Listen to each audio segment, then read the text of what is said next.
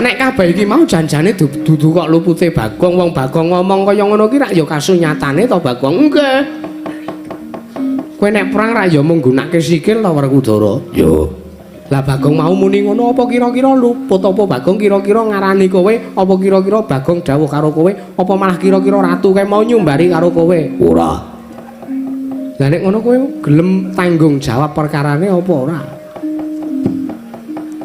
Aku gelem.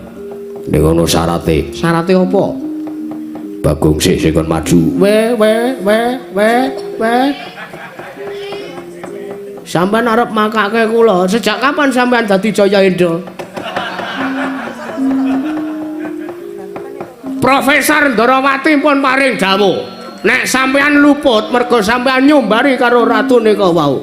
Lah kok dadi sampeyan arep Indra malah kula kon maju sike? Wah, sing ngomong nek Werkudara perang nganggo sikil gaweane, sing ngomong ki meng kowe.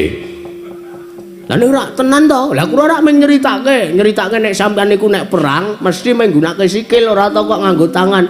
Niku napa ngoten niku kula menimbulkan benih-benih provokasi sinuwun. Ora, anu ora tenan. Kok sampeyan kok waton kula sing kon maju anggepe apa? Wah, Idan. Malah kaya dipirang-pirange Werkudara. Ratu Ngaljajake para bujajar Belanda. Wah, gelito pecah siramu.